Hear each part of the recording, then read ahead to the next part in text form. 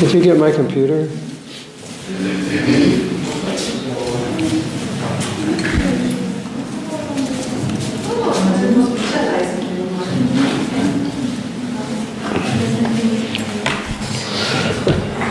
Om Jnanatimirandasya Jnananjana Shalakaya Chakshuru Militam Jena Tasmai Shri Gurave Namaha Sri Chaitanya Manobhistam Stapitam Yena Bhutale Swayam Rupakadamayam Tadati Shapadantikam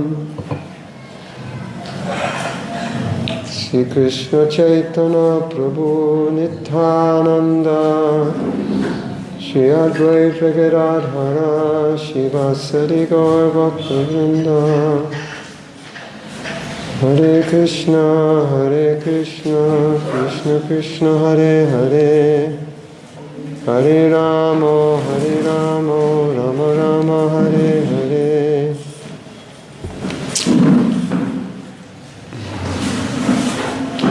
Panchakalpadurvastaka Pasindhivya Vachapatikam Bhavega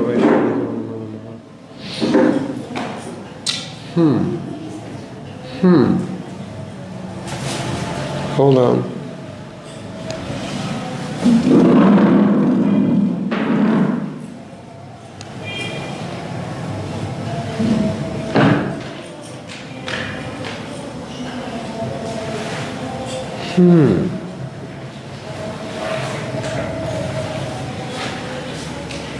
Okay. Krishna has another plan for tonight. So,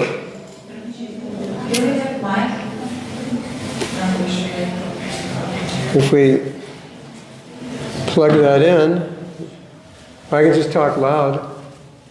It's not loud enough? Or you sit close?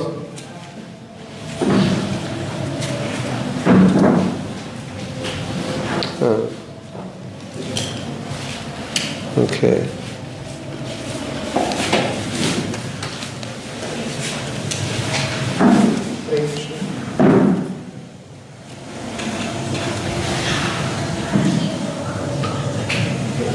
So,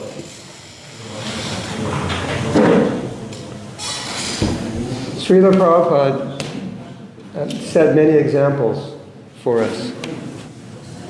And I think sometimes we don't notice these examples. And so I wanted to highlight these examples. And many years ago, I was working with Advaita with Torchlight, and we had come up with an idea for a book called Corporate Sadhu, which was going to delineate how a sadhu would run an organization, and using Prabhupada as an example of how someone manages. And then recently, I was writing a newsletter, and it was based on a YouTube show called Rules for Success. And this one YouTuber, he studies successful people, and then he comes up with rules. These are like, 10 rules for everybody. The 10 rules of so-and-so. It was mostly modern people, and then he studies what they teach, and he studies what they do, and then he comes up with the rules. So I wrote, I don't know, maybe 10 chapters on 10 things that Prabhupada did, and then I recently wrote 15 rules. So I thought we could discuss both of them, because it's quite interesting to look at Prabhupada's life in terms of the rules he followed. Because you don't normally kind of think he's following these rules, but if you study, you'll see patterns. Right? So, since we have Gaudiya Prabhu here, and since he has written a book about female Dikshu Gurus, which he's going to give you for free, because you're all going to someday have to be female Dikshu Gurus, right? He's getting you ready. But I thought we could speak about one of the principles that Prabhupada exhibited, which I think is extremely important. And that's Prabhupada's ability to be a combination of conservative and liberal at the same time. And most people are usually one or the other. Aren't they? They tend to be a little bit. Most people, not enough people are integrated. They tend to be, they see things one side or the other.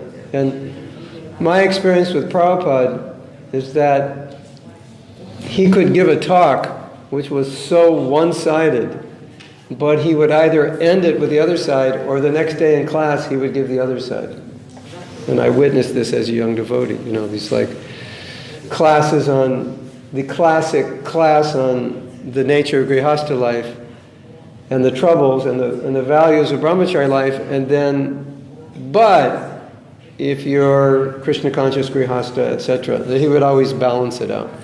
But I think one of the things that Prabhupada did, which was, it's a best example of this, of how he balanced things, was how he dealt with women. And in order to understand how we dealt with women, we have to understand a little bit of the history of Gaudiya Vaishnavism in the Gaudiya mutt. In the Gaudiya mutt, there were no ashrams for women. In the Gaudiya mutt, the women did not do pujari work. In the Gaudiya mutt, women did not have leading positions. Is that true? Leading positions, they weren't managing. Yeah. Yeah. I don't think that's what I've been told. We haven't seen. So that's our experience. And then, so that's the way his spiritual masters set up the Gaudiya mutt. And it was part of that culture. And it was more or less part of the tradition. Not that women didn't have any position, but it was generally rare. And women had more traditional roles. So, as you probably know, when Prabhupada came to the West, he immediately was observing the difference between women in India and women in the West. He picked up on it immediately. And he didn't say, well, we're going to have to change everything now. You can't live this way, you can't do this. He didn't do that. And he was observing that the women were as interested as the men, or maybe in some cases more interested. And the women were kind of like men a little bit. I'm not saying that in a derogatory way, but socially their positions were more equal than in India. So Prabhupada, he sized up the whole situation. And he saw that so many women were coming, and he didn't want to refuse them. So at one point he started contemplating what to do, and then he came up with the idea of Brahmachari ashrams. And even at one point, there was a discussion of doing something like convents for women who, if they didn't want to ever marry, they could live. It never happened, but the Brahmachari ashram was the closest thing. So he established that. When I joined, within 3 months, you had to give a class. You were, so every night we had Bhagavad Gita, so, everyone had to give. Men, women, it didn't matter, new bhaktas, everyone gave. So at least that was the culture we had in those days. That, we were coming from the culture where we really didn't discriminate much, and Prabhupada didn't push discrimination on us because he saw we didn't discriminate, so he just allowed it to go and, see what would happen. That's what we're used to. So, if everyone's giving class, we wouldn't think women wouldn't give. That wasn't part of our culture. So that's what happened. And Prabhupada saw the women could preach. He saw, I don't know if you know, but there's a story, one of our god sisters, Kaushalya, she ended up in Jaipur. I forget the details, but her and another god sister ended up in Jaipur alone for a while. Because every day after the Mangalarti at Radha Govinda, she would do kirtan. And she's an amazing singer. And this whole crowd would be attracted to her. And one thing led to another, and they organized a huge pandal program because so many people came, and she told them about Prabhupada, and this one thing led to another. So Prabhupada was surprised. He said, in our country this wouldn't happen. Women wouldn't organize like that. So he never tried to discourage that. He just saw that that's what they were doing, and he went with it, although that was a big departure from his spiritual master's mission. So, and then, women did book distribution, women preaching. Not so much classes later on. The sannyasis didn't like it, and so women didn't give class so much, but still some of the more learned women would give class, like Jadharani.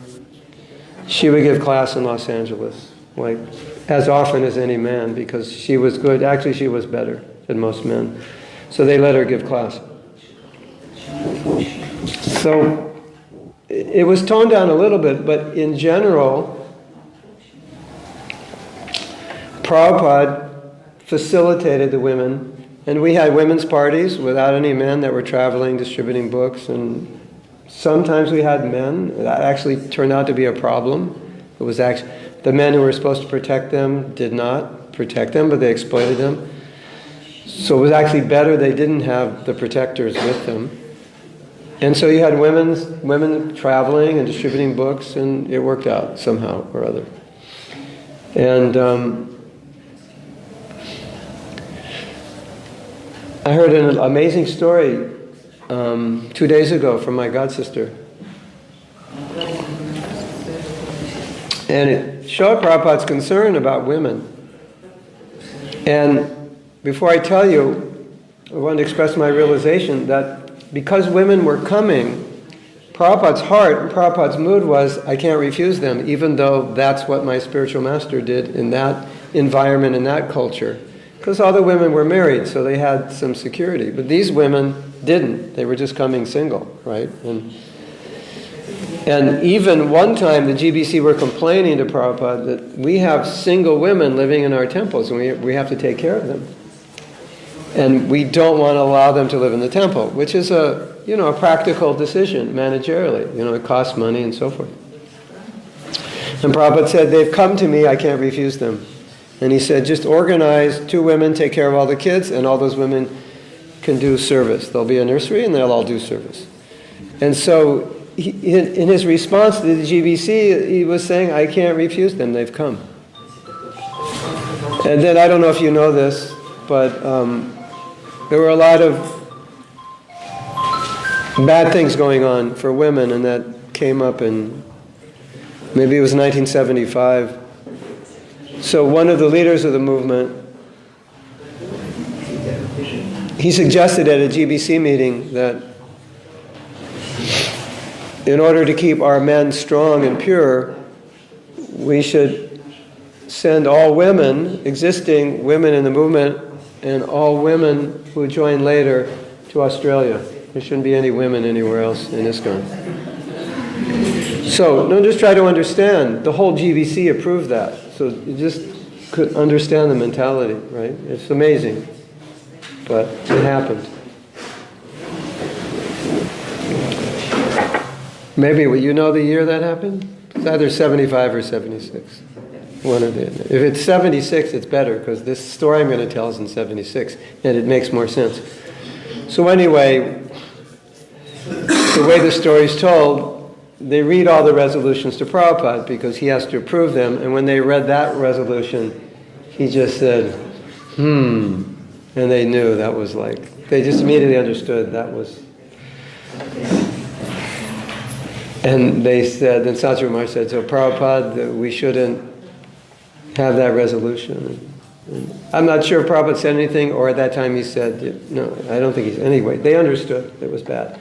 But in 1976, in Vrindavan, the Parikram bus for the women, on the way back it broke down, and they came back 4 hours late, so they were coming back late. And the devotee who told the story was on the bus, and she said Prabhupada was waiting up for us. He said he was really concerned about us. He was concerned about our welfare, he was concerned about our safety. And I'll finish the story in a minute. And Kaushalya says the same thing. When she and a few women traveled with Prabhupada and the men, she gave one example that they went somewhere and there were 2 rooms and then there was a roof. So Prabhupada said, I stay in this room, the women stay in this room, and the Brahmachari stay on the roof. So he was, he had a daughter, or more than one, Anybody know? 1 daughter, 2 daughters? Anyway, he was very concerned. And then, as you know, he married his disciples, and he said, sannyasis are not supposed to do this, and he did it. And he said, I'm criticized as the marriage maker sannyasi. But anyway, so when the bus came back, he said Prabhupada was waiting up for them. And Prabhupada said something kind of prophetic, very interesting. Prabhupada said, I don't know what prompted it. I can't say because she didn't really explain it. She just said Prabhupada was really worried, and apparently maybe he felt that women weren't being taken care of well or neglected. And she said, Prabhupada said, I'm very afraid how the women will be treated after I leave. That was his statement. So that's coming from someone who was on the bus. So it's interesting, right? So, as you're all well aware of, in our culture, we have very strict guidelines in terms of how women should behave. Very traditional, very strict, right? And Prabhupada simultaneously was maintaining that strictness while giving them facility to associate. So we have this story, which I've told before that you may have heard, where the Brahmacharis complained to Prabhupada that the women were chanting japa in the temple. And this was a big temple. And they were disturbing the men. So then Prabhupada, he didn't like that. He really didn't like that. He wanted the men to be mature. So he said, so if you go out on the street, there's no women? He was just being very sarcastic and kind of chopping them. He said, but it's okay. If you're disturbed by women, just go to the top of a mountain and live there, there'll be no women. He was like saying, this is like really impractical. And you have to learn to be mature. So he was both, you could say, protecting the men and women, protecting the men from their own fanaticism, and protecting the women from the men's fanaticism. At the same time, maintaining a sufficient level of segregation and purity. And I'll give you an example. There was a project, God, it must have been 1972, it was called the Roadshow. And devotees traveled together, they had a rock band. And they traveled and did performances with the band, and they did dramas. It was very successful. And Prabhupada himself went there and listened to the rock concert. It was like a rock opera type thing. It was quite good. And Prabhupada liked it. And but what was happening is that the men and the women were very closely associating with one another doing in the dramas. And the dressing room was the same for the men and women. And so somehow they had to do that. And that message got back to Prabhupada and he said, that's it. Stop it. So he could be very, just stop it in a second. Very liberal, allowing so many things to go on. But at the same time, he knew when to stop it and maintain purity. So that's the expertise that we have to learn. What is too much and what is not enough? What is detrimental and what is beneficial? So my understanding, based on seeing how Prabhupada dealt with the female issue, was that these were living entities who were coming for Krishna consciousness, and he couldn't refuse them. And so he had to figure out a way how to facilitate them and also maintain the purity of the atmosphere. And that's the traditional, the conservative side, to maintain the purity of the atmosphere. And so he did both. Like in Los Angeles, they had a balcony. And so the women would stay up in the balcony. Prabhupada didn't tell them, but he said, well, the women will stay and they can see the deities from there. And Prabhupada said, that's good. So he appreciated that. When the movement progressed and there was a little more segregation, he didn't try to put it back to the way it was and say this is bad. He was letting it evolve naturally. And it was in the early days, there was really no segregation with men and women. If you look at any of the videos, like of Sankirtan, of Artik, there's just men and women together. We didn't have that discrimination. But fortunately, it wasn't a problem. But as the movement progressed, and we came to India, spent time here, we understood the culture, naturally we just created a little more separation. There was less familiarity between men and women. It happened naturally. And Prabhupada didn't say, oh, this is bad, you should be more like brothers and sisters. Obviously didn't do that. But he was allowing it to go on as long as there was no problem when it was going on, because that's how we were thinking. And as we matured more, then also he allowed that to go on. The other thing that he did, he had to balance his, the Vedic, how do we say it? The typical conception of a woman as inferior, full of frailties, less intelligent, controlled by emotions and so forth.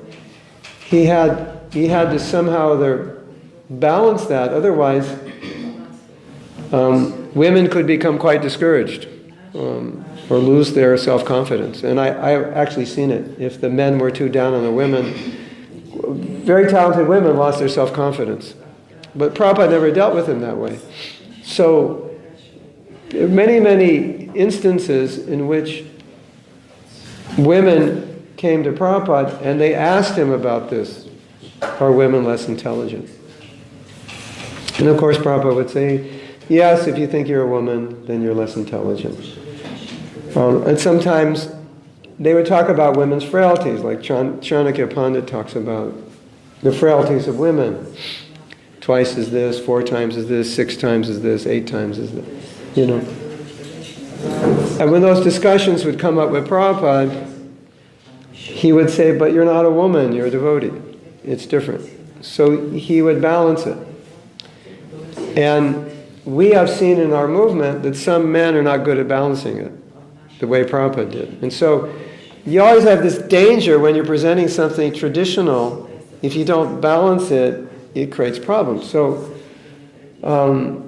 recently something happened in Bangalore, which was, I just want to relate it. It's so bad, but I think it's worth saying because it shows what can happen when things aren't balanced. So there's a devotee there. He's a traditionalist to the extreme, and he had given some advice to a devotee who was speaking to me, and we were speaking about Grihastha life, and he was speaking to this devotee who was having problems with his wife, and the advice he gave this devotee was, you should beat your wife. That was his advice. You should beat her. Now, I won't tell you where I was because I don't want to embarrass anyone, but he was a godbrother of mine. So, and I said, was he serious? He said, yes, he was serious. So, and you say, why would he say that? I can pull out shlokas where it says you should beat your wife. Actually, I found them. One's in the Garuda Purana and one's, I forget where else. And then, there are other things. Anyway, there's, if you want to find them, they're actually there. Not just beating women, beating servants, there's a kind of instruction like that, right? And so they had discussed this with Prabhupada, and Prabhupada said, he said, of course you're not women, you're Vaishnavas. It never, Prabhupada had talked about it, but never had told anybody to do it. So this is where it gets dangerous, right? Because it's out of balance. And this is, they think this is what's supposed to be done. So what we've seen happen is that when things get out of balance, sometimes husbands abuse wives because they have the divine right of husband, so to speak. The husband can do no wrong. So they misunderstand their responsibility, and they place all the responsibility in the marriage on the woman. because they're looking at the qualities of the woman. If you go to Manu Samhita, woman, she's not supposed to eat until her husband finishes. He's not even supposed to look at her while he's eating. It's a different time, a different culture. So if anybody takes it too seriously, it can create problems. And so we see that we come from that tradition. Prabhupada quoted Manu Samhita about women being protected, but he never quoted those others. And so now we have a nice story for you to give the other balance of it. And this just exemplifies Prabhupada's nature. And I think it's important to understand Prabhupada's nature and how he dealt in these situations, because if you read something, you'll think, oh, he must have acted this way. So you have to learn how he acted so you don't misunderstand what he said. So this story was told to me by my godbrother Madhavananda. And Madhavananda was in Calcutta. I think he might have been the president there at one point. So the devotees were taking a morning walk with Prabhupada. And it was all men, and the women, I think there were 4 women. Maybe Jamuna Malati, Mother Narayani, and Mother... What's her name? Oh my God. Former wife of Tamal Krishna Maharaj. Madhuri Das. So they stayed back, take care of the deities, clean the temple. So there was one heavy sannyasi. And they were on the morning walk, and he said, Srila Prabhupada, isn't it true that women are the cause of all problems in the material world? Prabhupada didn't say anything. He didn't want to feed into that mentality. Srila Prabhupada, isn't woman the cause of all bondage for man? Prabhupada didn't say anything. So the third time, I think Prabhupada just wanted him to stop. Prabhupada said, yes, woman is the cause of bondage. And he didn't say anything. And so they came to the temple, they walked up the stairs, and when they got to the temple room doors, those 4 women were there to greet Prabhupada. And they paid obeisances. And Prabhupada said, yes, woman is the cause of bondage in the material world. He said, but if you associate with these women, then you'll go back to Godhead. So you see how, and you go to Prabhupada's books, like how many pages of women is the cause of bondage are there, like more than you really need in a sense, well, as men, maybe we don't get it, but there's a lot, there's plenty, the message is clear. But I think we have to take cue from Srila Prabhupada, how he was able to balance both sides, because if you don't, then, if you take the other side, women this, then it's all of a sudden, that gets out of balance. Then women become like men, and it's merged, and there's no distinction. So it's interesting. One of the things I find interesting is that in Prabhupada's books, he talks about Vedic culture. He talks about girls getting married at 6 years of age, boys getting married at 11. You're reading that, and then probably you may have thought when you're reading that is, why do I need to know this? What am I going to do with this information? Are we going to actually do this? It's interesting, isn't it? Do you ever think like that? No, Prabhupada's telling us, here's a principle. Women should get married young. They shouldn't have boyfriends. This will create chastity. It'll solve the abortion problem, single mother problem, and all of that. So we understand that principle. And Prabhupada told us all these things. It's pretty traditional stuff. There's letters where Prabhupada said women should be churning butter, sewing, cooking. It was in New Vrindavan, there was butter to be churned, and things of that nature. There was nothing about preaching at all. It was just like, this is what women are supposed to do. And then, in his books, there's all these purports in the Chaitanya Charitamrita, the boys are as good as the girls, they're preaching Krishna consciousness, and all this glorification, and of how Krishna consciousness is spreading, because we're smart enough to understand that you can engage women and men, and people who criticize me, they can't do anything except criticize, but we're actually doing something. So he's almost, in a sense, like taking his policy, putting it out and saying, look, this is glorious that women are doing this. one purport or one letter. You should be sewing and churning butter and write in CC. This is glorious. He's making a statement to the world and all the smartas and everyone. Here's the statement. This is glorious.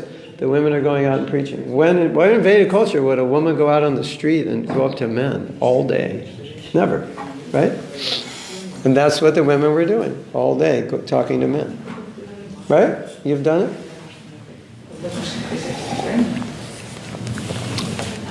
It's amazing, isn't it? And Prabhupada never ever questioned that at all. Now, I want to tell you another story which is really interesting. It's about how Prabhupada balanced me. It's quite funny. And Prabhupada did this to many devotees. So, in 1972, the devotees were distributing books, traveling around America. The devotees in the temple I was in, they were traveling around America. And they were going to all these shopping malls and getting kicked out of every mall. Because they're pretty, they're wearing dhotis and saris, so they could be seen.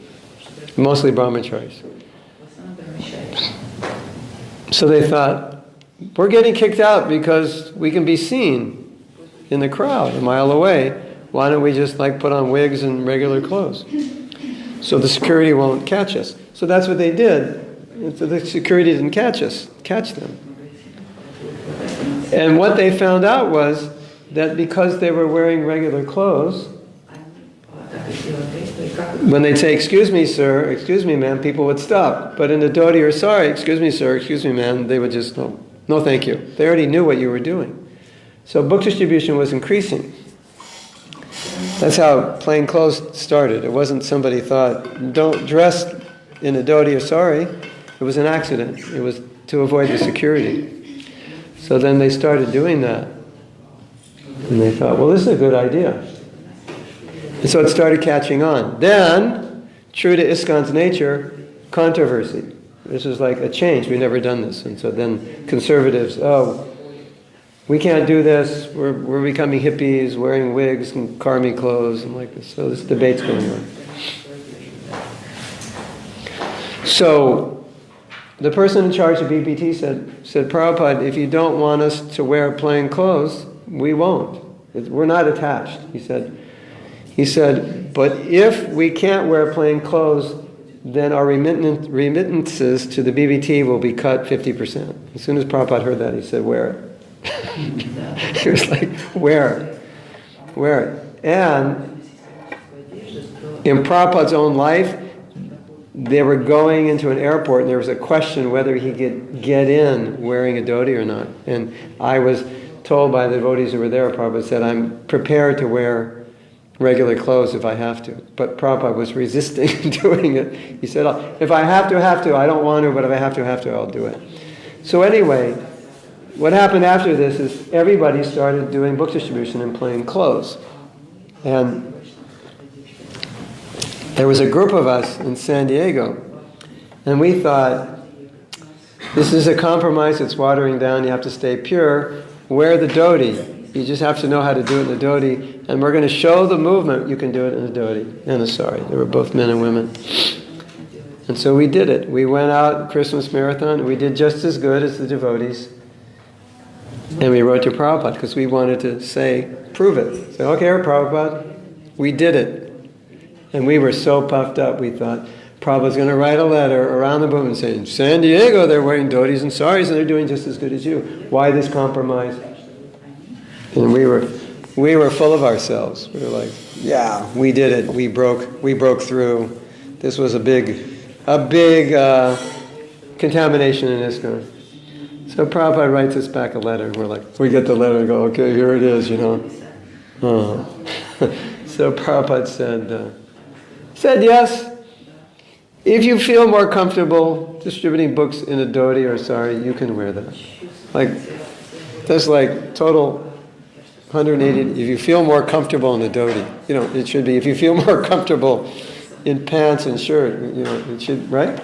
You feel more comfortable in it. The Prabhupada was just like, that's it, flattened us, big deal. So what? So that's, pride, balance the pride. Then we have this other one story. Another lady story. There's so many lady stories. And you see how Prabhupada was very interesting. He was always, even though he'd give these heavy classes, women this, household life this, but in real life, it wasn't like that. Before I tell this story, I was listening, years ago, there was a women's conference, like in the 90s. And I was watching it because I was doing some study about women and initiation. And one of the things that struck me so much is they were talking about their early days in India, 70, 71. And all the women that were there said, I never felt like a woman when I was with Prabhupada. I didn't even notice there were men and women. That's really interesting, because he didn't treat them that way. Isn't that interesting? Do you feel like women?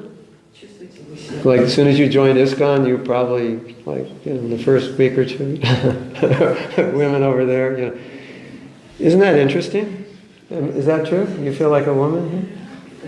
Yes? What? Yeah.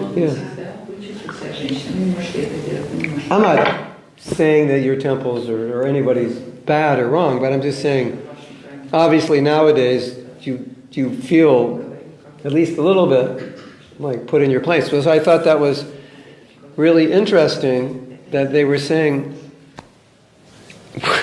we didn't feel like women at all. We didn't even notice we were women because he didn't deal with us that way. Jimona, lead the kirtan. Give the lecture. Like Prabhupada, no. Why don't you let the man know? You do it. I want you to do it. Okay. So, when the Govinda album came out, then some brahmacharis complained because Prabhupada asked that the Govinda prayers be played in the temple. Before the record came out, obviously it wasn't played in the temple. So then the overly intelligent brahmacharis wrote an overly intelligent letter to Prabhupada. Over-intelligent means stupid. That's a nice way of saying stupid. Srila Prabhupada, let's wrote a letter to Srila Prabhupada. We, the brahmacharis of the LA temple, find it unsuitable for us every morning to be listening to a woman singing, where we could be listening to you because we have your recording. And we're brahmacharis, and in your books you say that it's a subtle fall down for brahmachari or sannyasi to listen to the singing. They're using Prabhupada's books to tell Prabhupada that he made a mistake in playing that. Have you ever seen that? I've seen that recently. I was debating with someone, and they were using Prabhupada's books to make points that Prabhupada never made. I was looking at this, and I was like, wait a minute. Prabhupada has said things against what he's saying, and he's using Prabhupada's books to make statements. It was very strange. So these things do happen. So Prabhupada wrote them a letter and said, Samasyane, no problem. He said, some men and women are singing, basically, he politely said, just, forget it, tone it down, don't think about it. Right? Another time, these women issues they're all pervading all over ISKCON from the early days. But they got worse. The early days weren't so bad, really. They got worse when people started focusing on them. So then, in Los Angeles, Prabhupada arranged that we would buy apartments and properties around the temple. And then with the rents, they would go to the Mayapur Vrindavan Trust to support the deity worship in Mayapur and Vrindavan. That was his plan. So, 1, 2, 3, 5, 6, 7 apartments. Houses and apartments were bought. So Prabhupada wanted all the householders to live there. They were all next to the temple. So the furthest you could be would be like 45 seconds walk from the temple. And most people were like within 20 seconds. He said, they can all be there because then they can attend the morning program. So one sannyasi wrote Prabhupada and said, so many grihastas in Los Angeles are not going to the temple morning program or Mangalarti.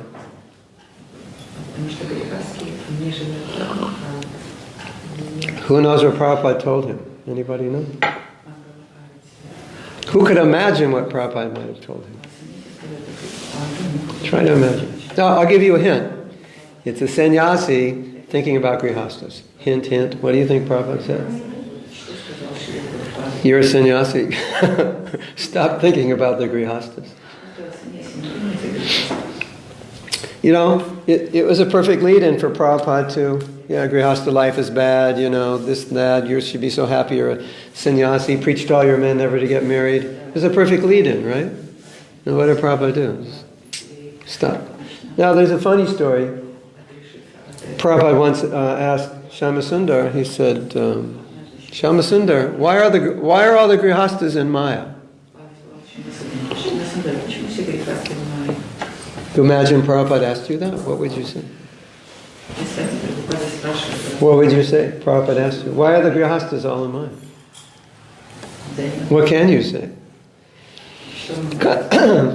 Prabhupada sometimes was funny. So Shyamasundar said, I don't know Prabhupada. Prabhupada said, he was laughing. Prabhupada said, that's their constitutional position, to be in Maya. You know? So, but the thing is, it's different joking about it than being serious about it and condemning people and so forth. So we had a lot of that in our early days. But we're certainly not over that in different ways. So I've been studying a little bit lately about fanaticism. You know what fanaticism is? Fanaticism basically means there's no nuance to your thinking. It's just like this, and it can't be like this or like this. It's like this. And everyone else who isn't this or this, everyone else who's either here or further off is wrong. And fanaticism can also exist not necessarily if you're wrong, it can also exist if you're right, it's just you can't listen to anybody else. So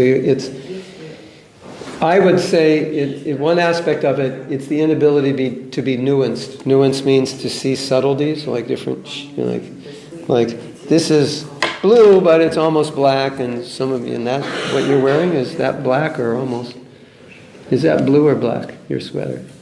Blue. So that sweater is blue, but it looks black, doesn't it? So it's like kind of subtle. From my vision, it looks, so the nuances, right? So,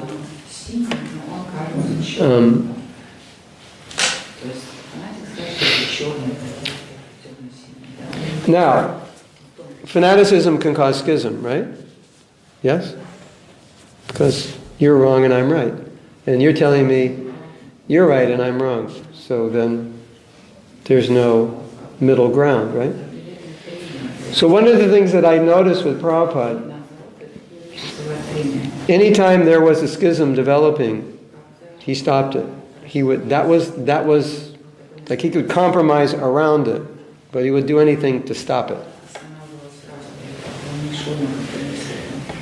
And there were lots of schisms. Brahmacharis against grihastas, these devotees who are kind of not really 100% with ISKCON, but they are Prabhupada's disciples, and I can't think of all of them, but every time that it happened, Prabhupada would step in and try to resolve it. So fanaticism leads to schisms. And so Prabhupada had this ability to be able to be liberal when he needed to be able to be conservative when he needed to be able to see things in a way that would be best for everyone's Krishna consciousness. And from my vantage point, that was always how Prabhupada made the considerations. What would be the best for the individual devotees and the spreading of Krishna consciousness? And decisions were built around that. At the same time, obviously maintaining our principles, we can't compromise. But that was taken into consideration. We have principles, we have a mission, we have problems. Now, I'll tell you a story. This is so interesting, and it's not necessarily an example that we could follow, but it's an example of Prabhupada's liberality. Liberality, yeah. So, Prabhupada said, so-and-so, Maharaj, should be made a GBC because he's good organizer, very productive. He said, Prabhupada, so-and-so Maharaj is not chanting his 16 rounds. How can we make him a GBC? Prabhupada said, because he's a good manager, make him a GBC. Interesting, right? Should we follow that policy today? Probably not. But Prabhupada was looking in that context. There weren't a lot of good leaders and managers, and this person was in India at that time, and he was needed. And so Prabhupada overlooked those strict principles that he told us every day you have to follow. 16 rounds, 4 recs. Smashing it down our throats every day to make sure we got it, and then saying he can be a GBC, and he wasn't even chanting 16 rounds a day. Isn't that interesting? Yes? The devotee wasn't chanting because of the fact that he was needed so much?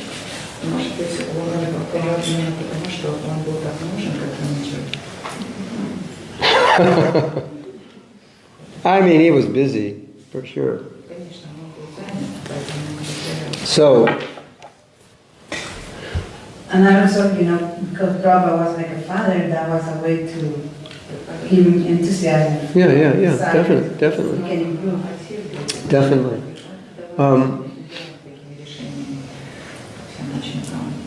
Well, another aspect of his balance was how his affection for someone wouldn't be lessened by their failures. Like, if you perform well, I like you. You don't perform well, I may not like you so much. I may not like working with you. You may actually disturb me, and therefore our relationship changes.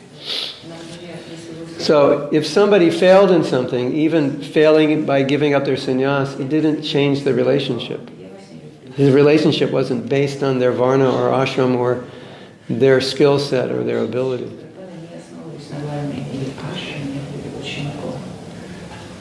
So I always say the guru never rejects the disciple rejects the guru. So Prabhupada didn't reject anybody. They rejected him. And as a consequence, he rejected. When Satyam Maharaj tells a story, he was transcribing Prabhupada's tapes, and he didn't come to the first initiation because he wasn't invited, so he didn't come. He thought he needed to be invited.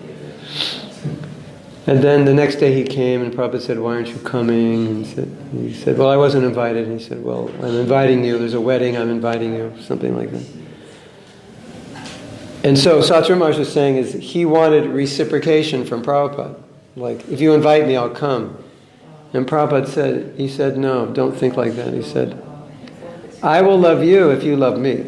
So in that particular situation, he was turning it around because Satyam Maharaj was waiting for reciprocation to come first from Prabhupada. And Prabhupada said, "If you love me, I will love you." Of course, we know Prabhupada was always loving us, but he wanted us to get the equation right. But there are many stories in which sannyasis had failed, and Prabhupada accepted them. Okay, get married, no problem. There was no ill feeling. And if Prabhupada said something bad about that sannyasi, everyone would have said something bad, right? And he never did. And there was one sannyasi, and the devotees were criticizing him. Prabhupada stopped him. He said, "He's my disciple." So they were criticizing that Prabhupada would have affection for him. He says, "He's my disciple. You can't intermingle with that." So we'd always see Prabhupada was balancing.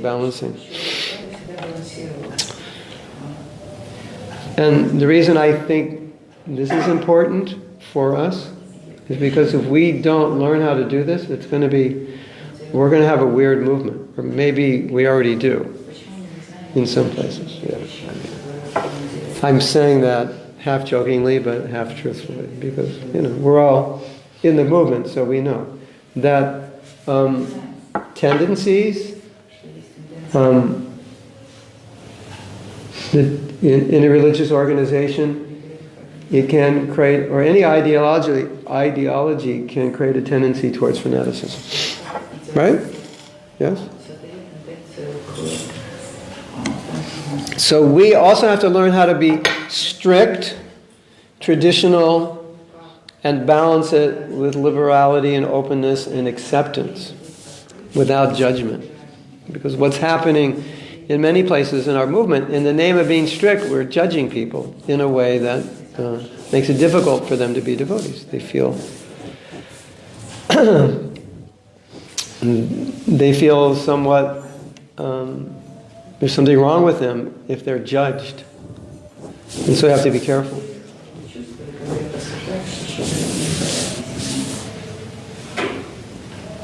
Yes? Yes? No? Da? I think it's obvious to all of you. Then how we choose our association if we don't kind of judge but not judge? Mm-hmm. Well, there's two kinds of judging. Let's say you judge that I would like her for my association, but not her. But it doesn't mean you're critical of her, or you're speaking ill of her to others, or you don't like her, or you hate her. It's just you recognize this association would be better. And it may be just because you're from the same country, or the same age, or whatever it is. So there's nothing wrong with her. It's just, you like potatoes and I like carrots. There's nothing wrong with potatoes or carrots. So you have to have discrimination, but it doesn't have to be discrimination that creates kind of this type of tamaguna effect, where it causes your consciousness to degrade in your discrimination. Right? Oh, this devotee wouldn't be a good association for these reasons. Okay, just leave it at that. It's finished. But if you go on and say, because this devotee is X, X, and X, now you've just degraded your own consciousness by meditating, by making those judgments, because now it puts you in a superior position. It's like judging eating. This will be good for me, this won't be good for me. And the person next to you is eating what isn't good for you, so you don't have to make judgments on her. So that's for yourself. So, it's subtle. But in a lot of places in our movement, we have seen devotees being judgmental to the point that it's driven people away. It's just discouraged people. And so there's that chance, when you become a devotee, if you have that tendency to be judgmental, there's so many things you can judge people by. Right? So you have to be careful. Does that make sense? Yeah. Just, you got a whole list of things you can judge. Oh, like she didn't go to Mangalarti, judge her on that. Well, she came late to Mangalarti, but she came to Mangalarti on time, but she left Tulsi Puja early. Now these sound like exaggeration. Well, go on Facebook. You'll see the things people say that people are being criticized for. It's just insane.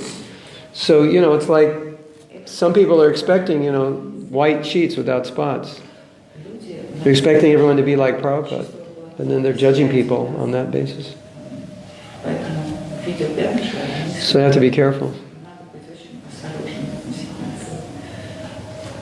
Prabhupada, he was concerned when people took initiation that they would follow their vows. But he never pushed anybody to take initiation. And if they weren't following, they were not initiated, it was much different than if they were. Because they made that promise.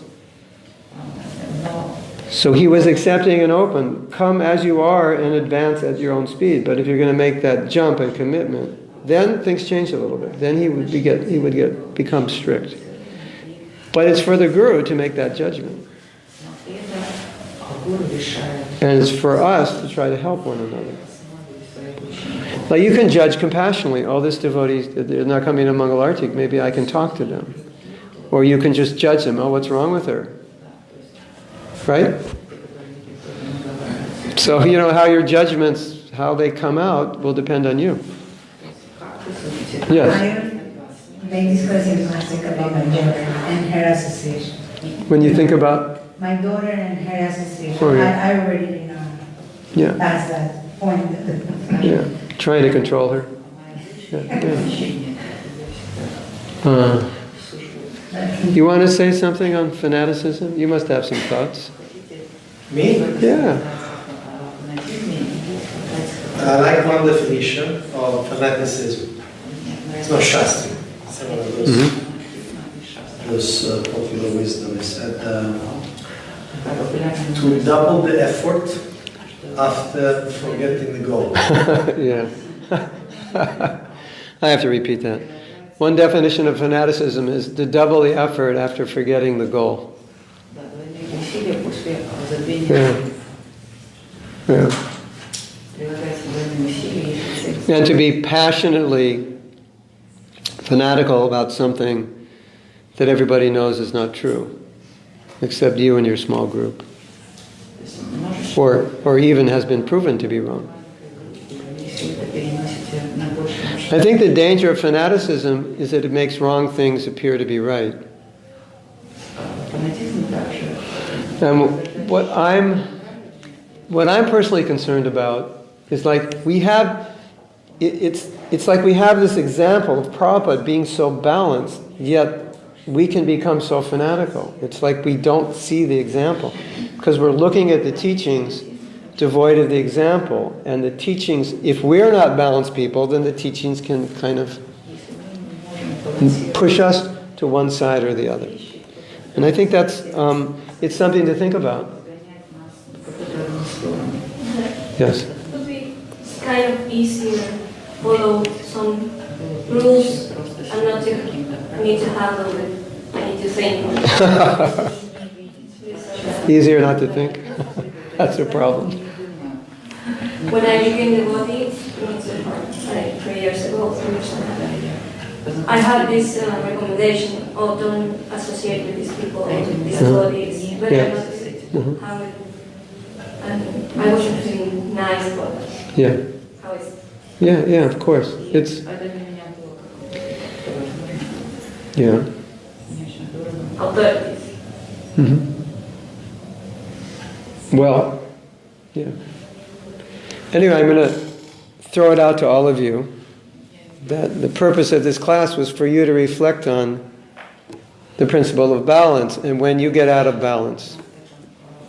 And to think of Prabhupada in the many ways that he balanced. Of course, today we focus mostly on women, but obviously that's a central issue still in ISKCON. And but any issue that you're dealing with, think of it. Think of how you may be out of balance. And one aspect of being out of balance is you don't listen to the other side of the issue. You will only listen to one side. And as you go to all the websites and pages with that one side, more pages and websites of that side will come up, and you'll begin to think the whole world thinks like you. Now, have you ever said, I just don't understand how so-and-so could do this, think this, believe this? Have you ever said? That's a huge red flag. Because that means you don't have the capacity to understand another perspective. You don't have to agree with it, but at least you try to understand why they're thinking that way, because that makes you a more balanced person. And anytime someone says, I can't understand, or I say that, I'm like, this is a problem, because you should be able to understand. You can say, I understand what you're saying, I just don't see it that way. I understand where you're coming from. That's good. Okay, you've looked at it, and this is your conclusion, but at least you've understood where they're coming from. Now, I'll share you my realization. I want to tell you a story. I've told this before, but most of you haven't heard it. It was a very interesting story. This must have been 1997 in Vrindavan.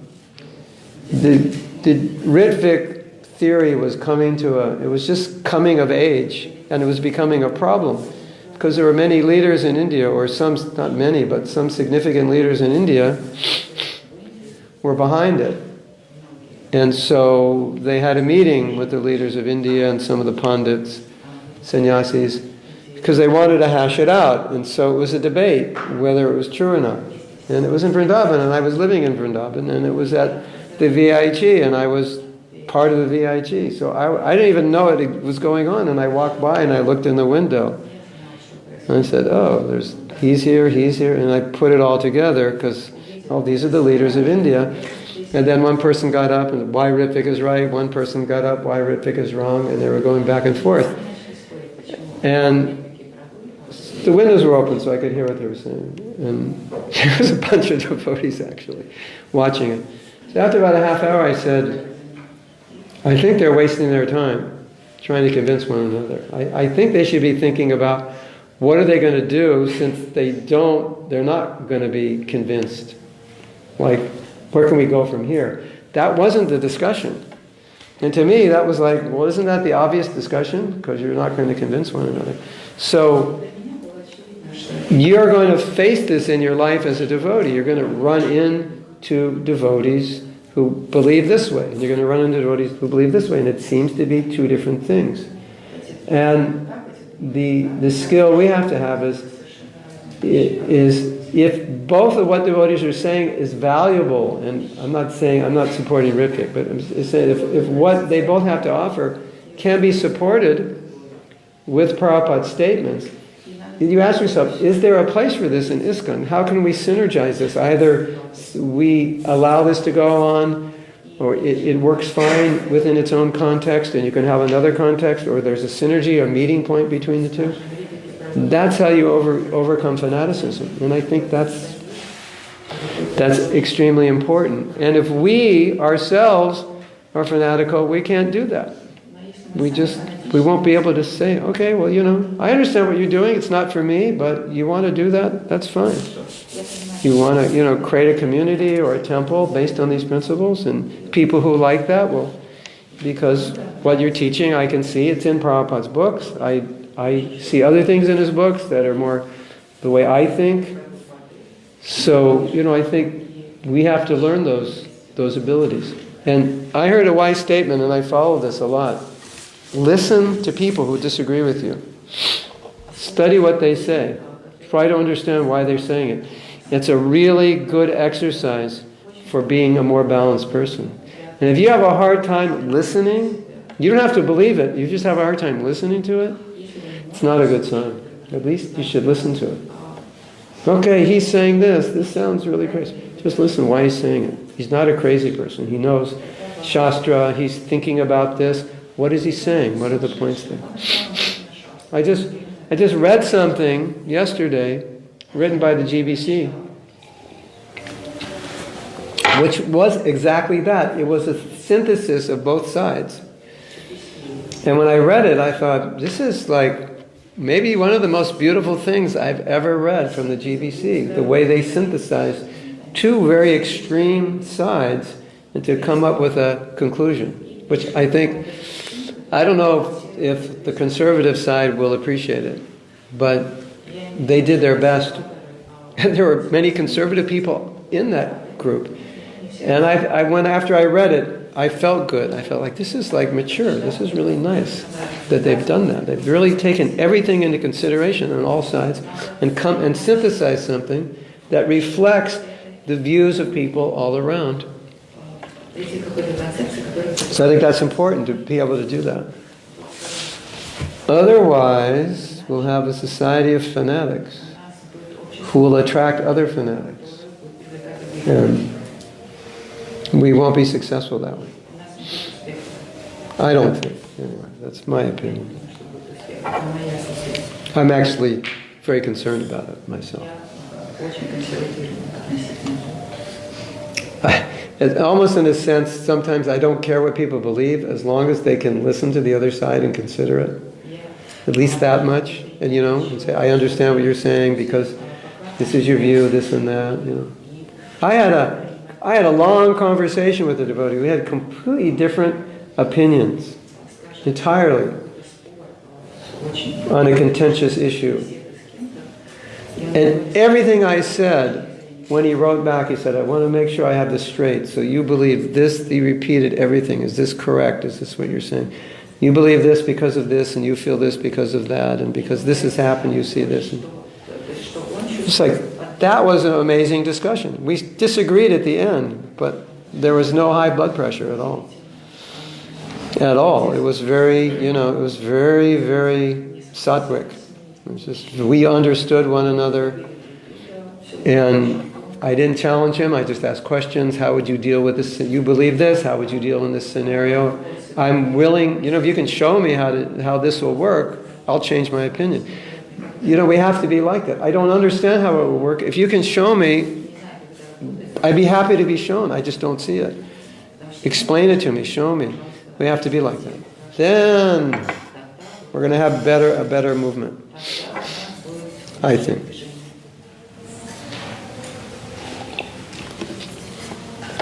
So it's time for questions or comments or arguments.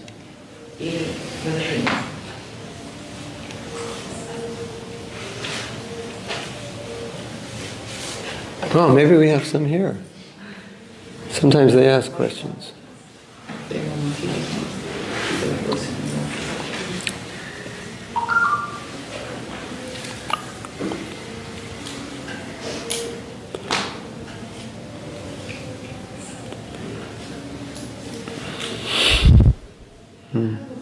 Yes. When you see this kind of fanatical things happening, what should you do? What? Well, give me an example of something. It's, Like a class? A class that's one-sided? Or? anything. Well, let's start with a class. Sometimes when a class is one-sided, some devotee who feels that there's another side to the issue and it wasn't explained will politely raise their hand. And, well, I don't know about politely raising their hand. They'll politely ask a question that would, Maharaj, could you explain, because I read this and Prabhupada said that, and it seems to be something a little bit different and you hadn't presented that side. Could you explain that side to us? Something like that. So that's a service that sometimes devotees do when they feel a class is out of balance. They ask a question in a polite way. And that's been done to me. And I was, talking about something, one side, and I had no intention of talking about the other side because it wasn't within the context. Or I just forgot the other side. And I was totally happy that the person asked me and said, oh, I forgot that, thank you. So sometimes they'll appreciate it, that they actually they were intending to talk about it, but they didn't, or they'll get the message, but you do it politely, and that will enlist discussion. And a lot of devotees in the audience who may have been feeling like you will be more inclined to speak now that you spoke up. So that's one way. What would be another situation? Just two people talking, or a whole temple in a certain. It's way of thinking. People are acting the way you.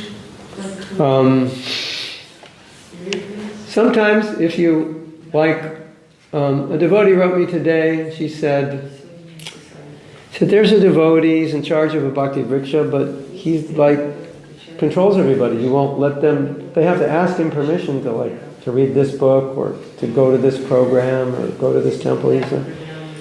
So I just said, why don't you talk to the temple president in that area? And discuss it with her. So sometimes you can just do that, or just say, this happened, I overheard this conversation, I don't think it's healthy, maybe you could talk to that person, things like that. Or maybe it's not a particular community that you feel comfortable in. Different communities have different modes, So, there's a community in America, in Alachua, and it's quite a big community. And I think one of the reasons it's big is because it's a very synergized there's people of think differently, but there's everything fits in, everybody's okay. So we don't feel feel being forced in any one direction. Everyone are mature devotees, and we respect one another. So a lot of people come there for that reason. So, that could be a choice as well. Maybe. So when people are preaching, they have the whole preaching, the whole ideas that they have for what the movement should be. They are trying to convince people that this is how it should be, and you see, this is. I mean, like they've like done a program and they've upset people or turned people away, something like that. Yeah. Same thing, discuss it with leaders. I talked to a girl at the program and she was really offended by what so-and-so said. I don't think we should talk about this, things like that.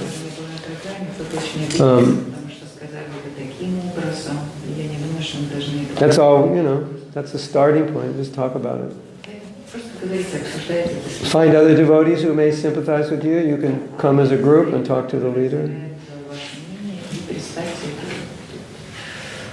The problem is we're all different, so we're all going to preach differently, and we're not going to be able to control everything in every situation. But at least you can do what you think is best. And you can try to be as balanced as possible, because the more balanced you are, the more inclusive you are, because you can deal with people, you can deal with a broader group of people.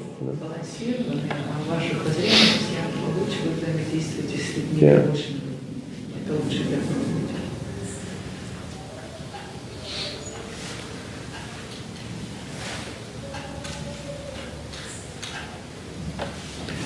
What else? Yes, Prayag. Like the class, on the subject of fanaticism, we see that Prabhupada was very strong against Mayapur. Yes, yes.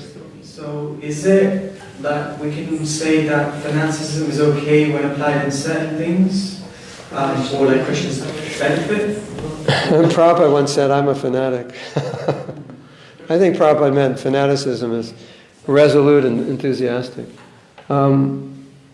We also take that as an example. But I see that in a different category. That's more in the category of defending our Siddhanta and defending Krishna's personhood from those who, as Bhaktisiddhanta said, want to cut off his beautiful limbs. And that's an aspect of Prabhupada's devotion also, to do that. But Prabhupada did say it's the prerogative of children and old men that they can get away with that. Like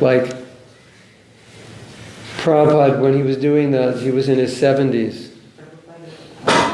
And the majority of people he were talking to, or a large group of them, were either the age of his son or grandson. And you don't argue with older people. So it was kind of like he leveraged that. He told us that once. I was there in the class, he said, I could do this. He chastised a scientist, he called him a demon. And he was basically saying, don't do that, but I could do it. So you have to see according to time and place. But one time, one of his disciples went and interrupted a lecture at the Ramakrishna mission. He just stood up and said, this is bogus. And devotees were really upset, and they wrote Prabhupada, and Prabhupada said, I'm so proud of her for doing that. So Prabhupada liked bold preaching. And I don't think he felt that those people in that mission were like potential customers, that if we upset them, any loss will be there. And he appreciated that. So again, I would say it requires a balanced person to be able to know how to turn the heat on and when to stop it. And you see with Prabhupada, when he would do that, he'd put people on the spot sometimes. And he'd turn the heat on, and it just got to the point, he'd go, okay, let's give him prasadam. And just start small talking. It just stopped, So he did that also. And it wasn't like he disliked the people. So I think there's balance in that as well.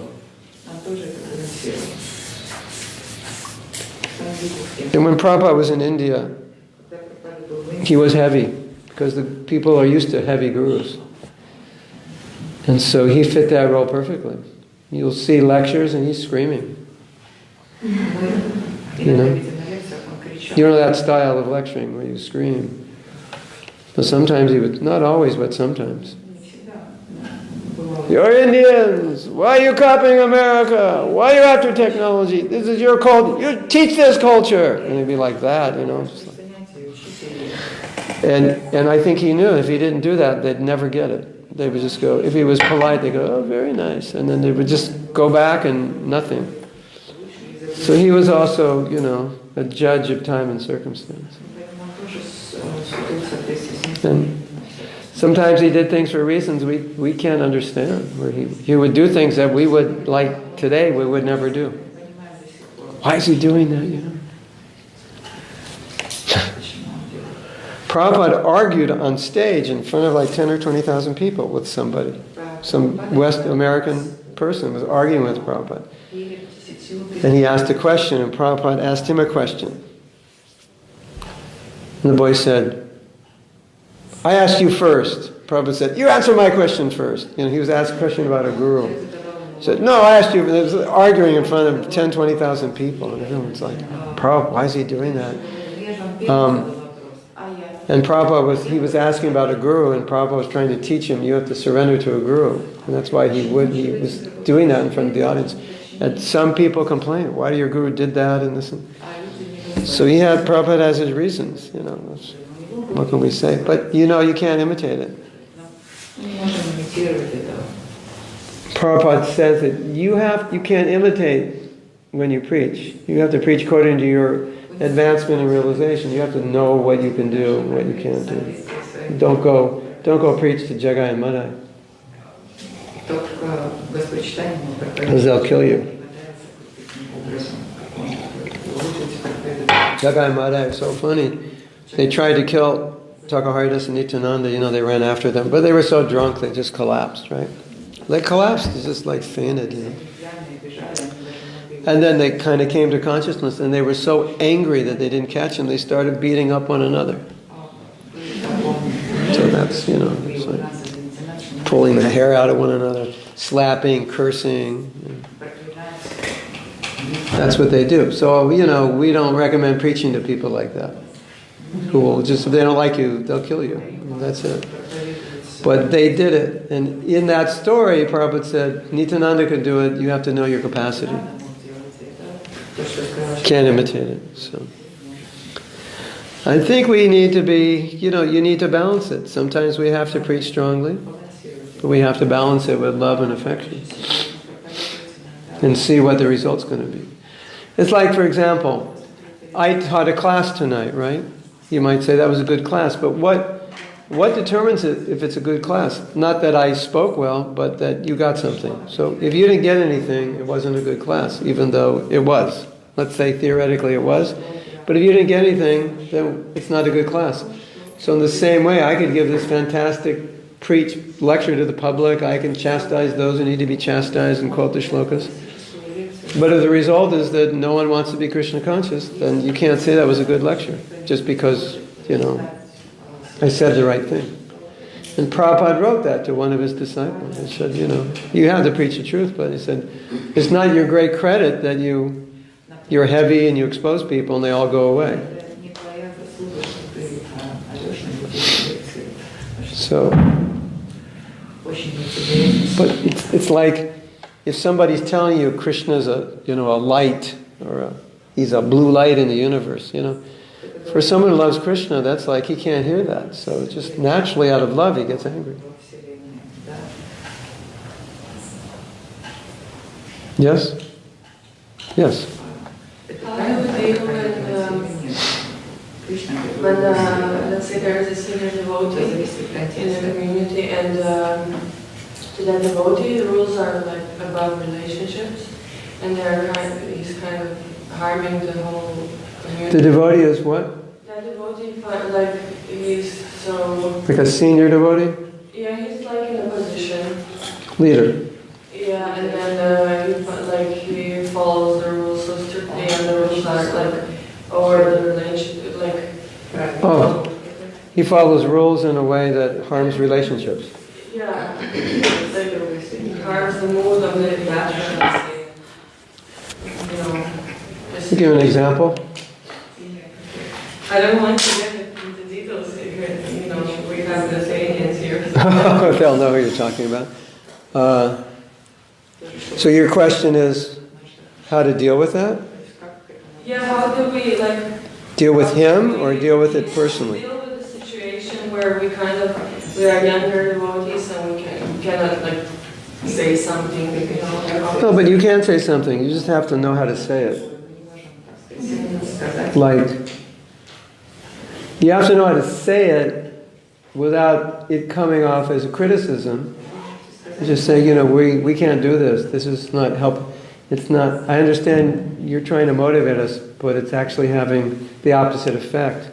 Because these are not principles we can easily follow or want to follow, or the devotees in general follow these principles that strictly. Only a small amount of devotees, and you know, we're feeling a little discouraged, and we just want to discuss it with you, you know, to let you know that, you know. So he might just think his preaching is great, but you're not ready for it, and he might say, okay, I understand.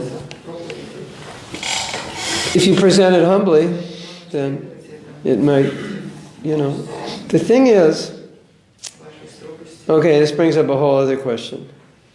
You have people in positions of authority who should be respected, but it creates a problem unless there's some way to give them feedback. Because they may be doing something that's harmful and they don't know it. And it may be innocent and not intentional or lack of experience. And there needs to be a way that they find out. Yeah.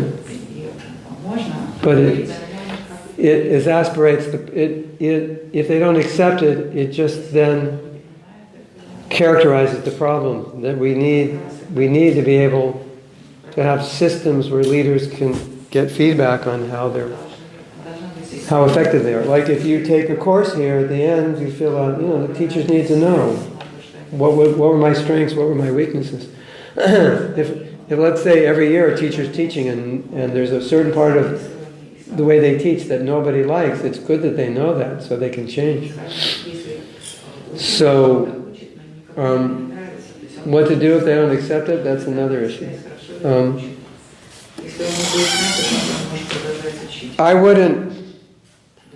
I don't think we can exist in a culture where leaders are unwilling to take feedback. I don't think we can survive. And I think that has to be part of the training of any leader. If you're going to take this position, you have to ask people.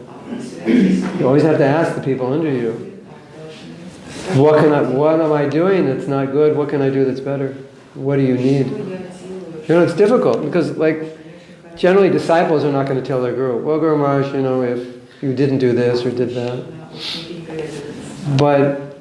And people may say, well, it's not our tradition and not our culture, but what if that's a reality and it's hurting the disciples? You know, you need to create some system where in some cases they can come and explain it, you know, or Guru Maharaj, when you spoke to so-and-so, it really hurt him. Oh, thank you for telling me, I wasn't aware. That's his job. He's going to train the leaders to be able to take feedback, right? Yes? I didn't catch what's mentioned. You're going to train the leaders to be able to take feedback, right? You're not going to... Your GBC college is not going to let anyone become a leader who's not willing to take feedback, right?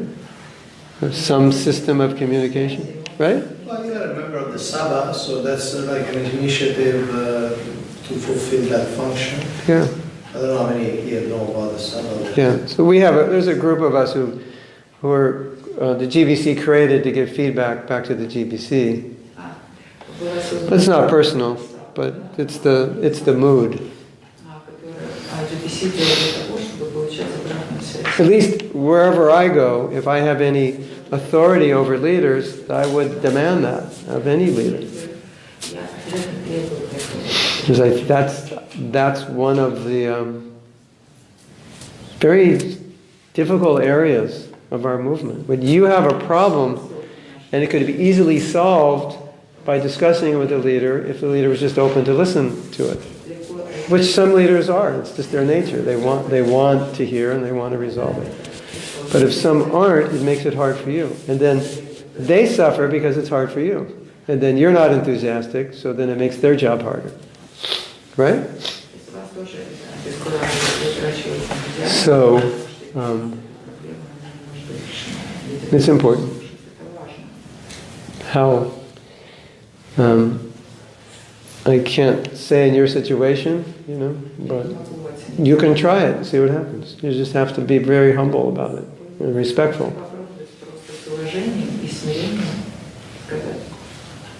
See what happens. But when people ask these questions, my answer is always, well, at least when you become a leader, you'll know the importance of either asking or asking for feedback or accepting it. Wanting to know how we can do it better. Is there anything I can do to improve? Anything I'm doing that's upsetting you? Then you do that. Because you can't really control anybody else. So at least we can learn that. It's the same thing with this course. You might see imbalance, but at least don't be imbalanced. You learn from Prabhupada how to be balanced. Okay? So we're supposed to stop because it's 7 o'clock. If you have any questions, we'll stay here and talk.